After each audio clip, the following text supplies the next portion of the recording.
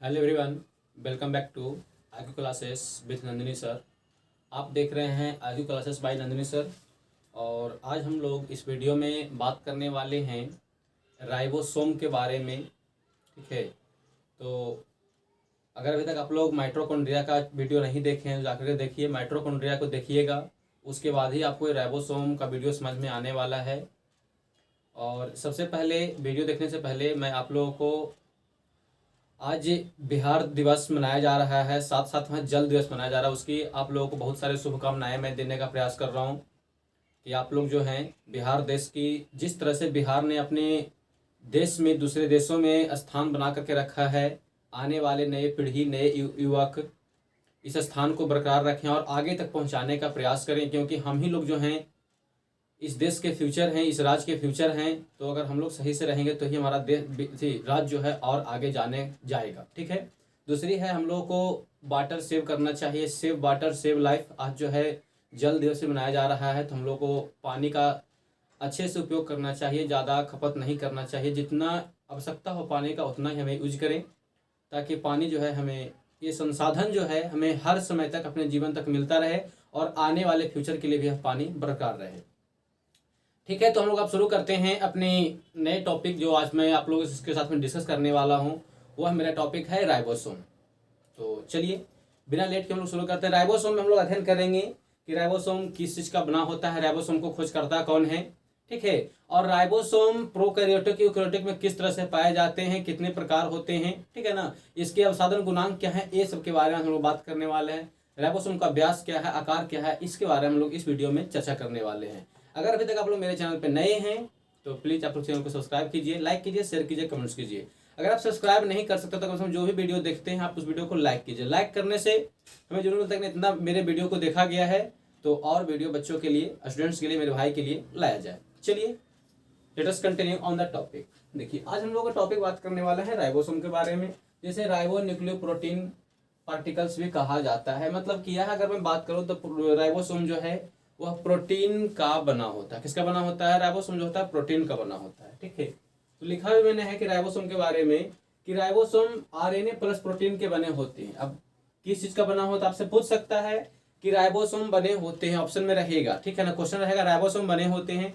चार ऑप्शन में एक ऑप्शन रहेगा कि प्रोटीन प्लस आरएनए से बना होता है।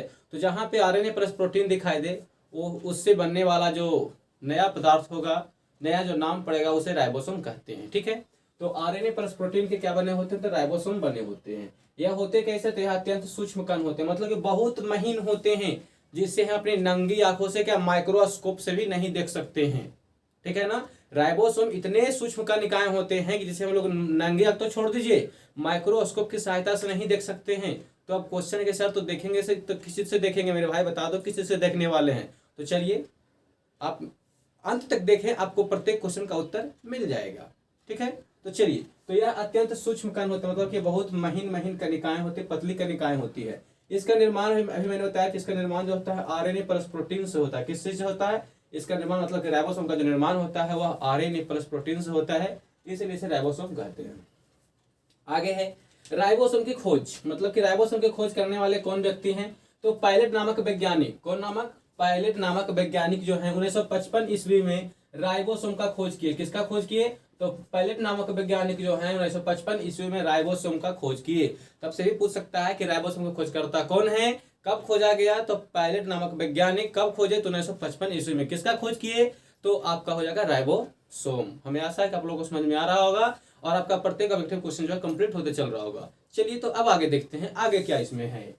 आगे हम लोग, मैंने अपने लिए काउंट किया है कि राइबोसोम कोशिका द्रव में कहाँ रहते हैं? राइबोसोम कोशिका द्रव में तैरते रहते हैं। इनकी काफी बड़ी संख्या अंतःप्रद्रवी जालिका। आप देखिए यहाँ पे बड़ी संख्या, मतलब कि यह जो है दो भागों में बटे होते हैं, कोशिका द्रव और अंतःप्रद्रवी जालिका में। तो कोशिका द्रव में कम संख्या में होते हैं, लेकिन अधिक से अधिक संख्या में कहाँ होते हैं? तो अंतःप्रद्रवी जालिका, मतलब कि इंडोप्लाज्मिक रेटिकुलम में। अगर मान लो कोई अपने आप में 100% है तो 20% कहाँ रहेगा? तो कोशिका द्रव में रहेगा, और 80% कहाँ रहेगा? तो वह आपका अंतःद्रवी जालिका में पाया जाता है, इंडोप्लाज्मिक रेटिकुलम में पाया जाता है, नलिकाओं पर लगी रहती है। ठीक है ना, कहाँ रहता है? तो यह जो है बड़ी संख्या में अंतः प्रद्रव्यजालिका एंडोप्लाज्मिक रेटिकुलम की नलिकाओं में पर लगी रहती है। कौन भाई? तो हमारा राइबोसोम है, ठीक है ना। तो हमें आशा है कि आप लोगों को याद हो गया होगा कि राइबोसोम का खोजकर्ता कौन है, पायलट है। कब खोजा? 1955 ईस्वी में। यह अधिक संख्या में कहाँ पाया जाएगा? तो अंतः प्रद्रव्यजालिका में। और कम संख्या में कहाँ रहेगा? तो यह कोशिका द्रव में रहता है, ठीक है। आगे देखते हैं आगे क्या है। आगे है कि माइटोकॉन्ड्रिया तथा क्लोरोप्लास्ट में भी पाए जाते हैं। कहाँ कहाँ? माइटोकॉन्ड्रिया। अगर आपको माइटोकॉन्ड्रिया कुछ नया टॉपिक लग रहा है तो पिछले वीडियो में जाइए, आपको माइटोकॉन्ड्रिया के बारे में अध्ययन कराया गया है, समझाया गया है। तो माइटोकॉन्ड्रिया तथा क्लोरोप्लास्ट में भी पाए जाते हैं। कौन? तो वही आपका राइबोसोम, जिसके बारे में आज हम लोग इस वीडियो में चर्चा कर रहे हैं, ठीक है। अब है राइबोसोम की संरचना के बारे में कि राइबोसोम का संरचना कैसे होता है, ठीक है, उसके बारे में देखते हैं।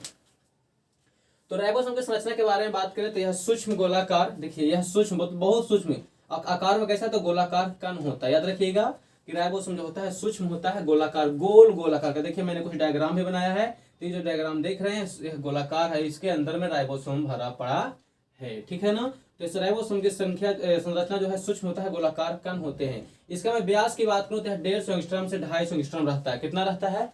आपसे पूछ सकता है, ठीक है ना।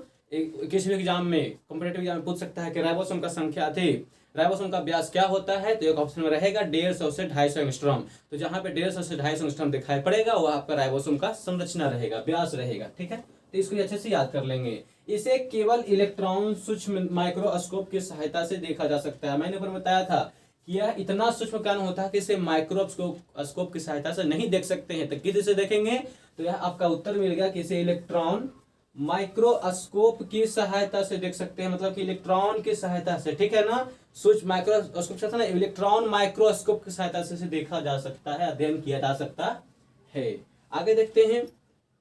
आगे प्रत्येक राइबोसोम 2 उप इकाइयों का बना होता है। मतलब कि जितने भी राइबोसोम होते हैं वो 2 उप इकाइयों में, सब यूनिट्स में डिवाइड रहता है, सब यूनिट्स का बना होता है। अब ये सब यूनिट्स क्या है उसके बारे में आप लोगों को मैं चर्चा करने वाला हूं। आप लोग बस अंत तक बने रहें और आपको अंत में कुछ न कुछ नया सीखने को मिलेगा। अगर आपको नया सीखने को मिलता है तो आप मेरे वीडियो को लाइक कर दीजिए, कमेंट्स कीजिए, शेयर कीजिए, सब्सक्राइब कीजिए, ठीक है। तो अभी मैंने बताया कि प्रत्येक राइबोसोम 2 उप इकाइयों सब यूनिट्स का बना होता है। आगे चलते हैं। आकार व अवसादन गुणांक के आधार पर राइबोसोम 2 प्रकार के होते हैं। कितने प्रकार के? आकार व अवसादन गुणांक के आधार पर राइबोसोम्स 2 प्रकार के होते थे। आकार तो समझ में आ रहा है कि बड़ा एक छोटा है, एक छोटा एक बड़ा है, ठीक है ना। लेकिन ये अवसादन गुणांक क्या है मैं इसके बारे में आपको बताऊंगा, ठीक है। तो चलिए देखते हैं। तो सबसे पहले 70S राइबोसोम और दूसरा है 80S राइबोसोम। यह आपको जो है आकार और अवसादन गुणांक के आधार पर राइबोसोम 2 प्रकार के पाए जाते हैं, बांटा गया, अध्ययन कराया गया है, ठीक है। तो अब देखते हैं 70S राइबोसोम क्या है। अब 70 में एस क्यों लगा है, 80 में एस क्यों लगा है, इसके बारे में आपको मैं चर्चा करूंगा। टेंशन नहीं लेने को है, घबराने को नहीं कि 70S और 80S क्या है, सबको आपके बारे में इसके बारे में चर्चा किया जाएगा। सॉरी, आगे देखते हैं। 70S राइबोसोम जो होता है आकार में छोटा होता है, मतलब कि बहुत सूक्ष्म कण होते हैं, ठीक है ना। अर्थात मैं बोलूं तो यह जो है प्रोकैरियोटिक कोशिकाओं में पाया जाता है। 70S कहाँ? 70S जो होता है प्रोकैरियोटिक कोशिकाओं में पाया जाता है, अर्थात जीवाणु में, विषाणु में, निरहित शैवाल में, ठीक है ना, ब्लू ग्रीन एल्गी में, इस सब में जो है आपका 70S राइबोसोम्स पाए जाते हैं। तो हमें आशा है कि आपको 70S समझ में आया होगा। फिर से समझ लेंगे कि 70S जो होता है बहुत छोटा कण होता है। यह जो हमारा जीवाणु, विषाणु, वायरस में पाए जाते हैं, यह प्रोकैरियोटिक कोशिकाओं में उपस्थित होता है, ठीक है। आगे देखते हैं। अब देखिए मैंने आपको 70S राइबोसोम का कुछ डायग्राम भी बना रखा है, आप इसको देख सकते हैं। देखिए यह 2 यूनिट्स है, 30S और 50S। अगर आप इसको जोड़ के देखिएगा तो 80S बन जाएगा, ठीक है ना, जो कि हमारा गलत है। मैथ के हिसाब से इसको नहीं देखना है, यह यूनिट है, ठीक है ना। इसको मैं बताऊंगा कि इसको कैसे देखना है। अभी देख लीजिए 70S राइबोसोम्स है, ये ऊपर में 30S 2 भाग में बटा हुआ है, सब यूनिट्स 38 सब यूनिट्स और नीचे है 50 सब यूनिट्स, ठीक है ना। लेकिन दोनों को मिलाने के बाद में 70S सब यूनिट्स ही होता है। अब एक कैसे होता है तो इसको समझिए। जैसे देखिए मेरे पास में क्या है, मेरे पास में ये मार्कर है, क्या है ये, मेरे पास में मार्कर है। अभी ये मार्कर आपको 100% दिखाई दे रहा होगा, ठीक है ना, लेकिन मैं इसको 70S मानूंगा। क्या मानूंगा? यह आपका 70S राइबोसोम्स है। कैसे भाई? तो देखिए अभी मैंने खोल दिया, तो देखिए ये मेरा हो गया कितना 50S और ये कितना हो गया, ये मेरा हो गया 30S, ठीक है ना। तो ये 30S और 50S आप अगर मैथ के हिसाब से देखें तो ये बन जाएगा 80S, लेकिन नहीं, ये हम बायोलॉजी के अध्ययन से देखना है, राइबोसोम के अनुसार देखना है, तो इसको हमें 70S बनाना है। 70S कैसे बनेगा तो मैं दिखा देता हूँ आपको। अभी देखिए 30S है, ये कितना है 50S है। अब मैं जब इसको लगाऊंगा कैप को, ठीक है, जिसका कुछ भाग जो है क्या हो जाएगा इसके अंदर चला जाएगा, इसका कुछ भाग क्या हो जाएगा इसके अंदर चला जाएगा, तो यह जो है 70s बन गया। हमें आशा है कि आपको समझ में आया होगा कि 70s कैसे बनता है, उसको हम 80s क्यों नहीं बोल सकते हैं। 30s प्लस 50s को मिलाइएगा तो इसके 50s का कुछ भाग जो है इसके अंदर चला जाता है, वह सिकुड़ जाता है, इसीलिए वह जो है क्या होता है, यह जो है 70s कहलाता है। ठीक है, अब आगे देखते हैं। हमें आशा है कि आपको समझ में आ गया होगा। यह आपका 30s है और यह आपका 50s है और नीचे आपका 70s राइबोसोम्स है, मतलब कि यह 30s और 50s मिला के 70s राइबोसोम बनते हैं। यह आपको यूकेरियोटिक कोशिकाओं में पाए जाते हैं, यह जीवाणु में पाया जाता है, यह छोटा होता है। ठीक है ना। अब देखते हैं 80s। अभी मैंने 70 और 80 के बारे में बात कर रहा है, फिर आपको एस के बारे में बताऊंगा कि एस क्या है। ठीक है, तो चलते हैं 80s राइबोसोम्स। 80s राइबोसोम्स की मैं अगर बात करूं तो यह आकार में बहुत बड़ा होता है। क्या होता है, देखिए, जो आकार में बहुत बड़ा, वो मतलब समझ लीजिए कि वह जो है यूकेरियोटिक कोशिकाओं में पाया जाएगा। कहाँ पाया जाएगा, यूकेरियोटिक कोशिकाओं में यह पाया जाता है। अवसादन गुणांक इसका 80s होता है। कितना होता है, यह आकार में बड़ा होता है, इसका अवसादन गुणांक 80s होता है। आपसे पूछेगा कि 70s कितना होता है, तो छोटा होता है। ठीक है ना। अब यूकेरियोटिक जीवों में मिलते हैं, कहाँ मिलते हैं, यूकेरियोटिक जीवों में। यूकेरियोटिक जीवों कहने का मतलब है कि वैसे जीव जो एक से अनेक कोशिकाओं से मिलकर के बने हुए हैं, जिसमें अनेक गुणसूत्र पाए जाते हैं, उसे यूकेरियोटिक कोशिका कहते हैं। ठीक है ना। तो यूकेरियोटिक कोशिकाओं जीवों में मिलते हैं, मतलब कि पेड़ पौधे में, मनुष्य में, जीव जंतु में यह जो है क्या मिलता है, 80s राइबोसोम्स पाए जाते हैं। तो आपसे पूछ सकता है कि विषाणु में राइबोसोम्स पाए जाते हैं 70s 80s दोनों, इनमें से कोई नहीं, तो आपको विषाणु में जो है 70s मार्क करके आना है। ठीक है ना। जीव जंतु या पादप में राइबोसोम्स पाए जाते हैं 70s 80s दोनों, इनमें से कोई नहीं, तो आपको जो है जीव जंतु में 80s राइबोसोम्स पाए जाते हैं। आगे चलते हैं। हमें आशा है कि आपका ऑब्जेक्टिव भी कंप्लीट होते चल रहा होगा। ठीक है, अब देखिए, तो यहां तक हो गया। अब फिर देख लीजिए, ये मैंने आपका 80s राइबोसोम्स का कुछ डायग्राम बना करके रखा है। ऊपर का कितना है 40s है, नीचे का कितना है, तो नीचे का जो आपका है 60s है। ठीक है ना। तो अगर आप मैथ के हिसाब से देखिएगा तो 40s बन जाएगा 7 यूनिट्स, ये बन जाएगा 60s। अगर आप 40 और 60 को ऐड किया तो 700 यूनिट्स बन जाएगा। कितना बन जाएगा, 100, जो कि आपका मैथ के हिसाब से गलत हो जाएगा। क्या हो जाएगा, यह आपका मैथ के हिसाब से गलत हो जाएगा। तो मैथ के हिसाब से नहीं देखना है आपको, इसको कैसे अध्ययन करना उसके बारे में आपको भी बता रहे हैं।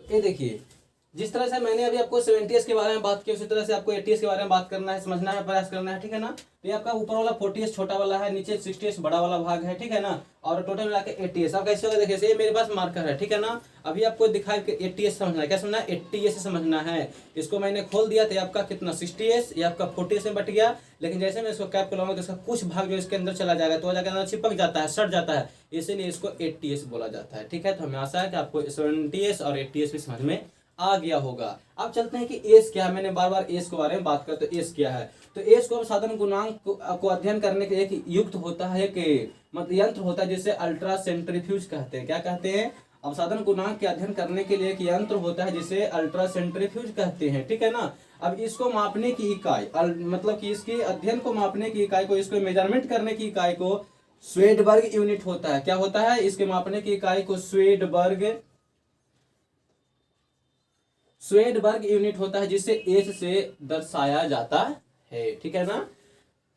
अवसादन गुणांक के मेजरमेंट करने की जो विधि है उसे स्वेडबर्ग विधि कहते हैं, और इसे एस से दर्शाया गया, एस से चिन्हित किया गया है। तो 70 में एस लगा हुआ है, 80 में एस लगा हुआ है, यही आपका स्वेडबर्ग, मतलब कि उसके मेजरमेंट करने की यूनिट को दर्शा रहा है। ठीक है ना। अब है पॉलीराइबोसोम्स। पॉलीराइबोसोम्स क्या है, तो अनेक राइबोसोम से मिलकर श्रृंखला बनाते हैं, मतलब कि राइबोसोम की संख्या बढ़ती जाती है, श्रृंखला बनाते हैं, एक चेन बनाते हैं, और चेन बनाने के साथ में जो नया पदार्थ बनता है, जो नया नाम पड़ता है, उसे ही पॉलीराइबोसोम कहते हैं। क्या कहते हैं, उसे पॉलीराइबोसोम कहते हैं। आगे चलते हैं, राइबोसोम्स क्या था, राइबोसोम्स को जो बोला जाता है वो प्रोटीन का फैक्ट्री बोला जाता है। तो याद रखेंगे कि प्रोटीन का फैक्ट्री, ऊर्जा का ग्रह किसे कहते हैं, तो ऊर्जा का ग्रह किसी और को नहीं, आपका राइबोसोम्स को कहा जाता है। क्यों कहा जाता है, क्योंकि राइबोसोम जो होता है हमारा आरएनए प्लस प्रोटीन से बना होता है, और जिसमें सबसे ज्यादा प्रोटीन का संश्लेषण होता है, ठीक है ना, उसमें इसकी संख्या अधिक होता है। अर्थात जीव जंतुओं में, पेड़ पौधों में प्रोटीन का संश्लेषण होता है, ऊर्जा का निर्माण होता है, तो इसमें राइबोसोम्स की संख्या अधिक, अर्थात इसमें 80s राइबोसोम्स पाए जाते हैं।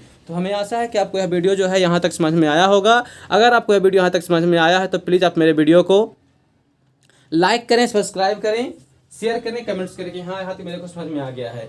तो थैंक यू। हम लोग मिलते हैं अगले वीडियो में, और अगले वीडियो में आपको कुछ नया सिखाने का प्रयास किया जाएगा। तो आज तक इस वीडियो में इतना ही।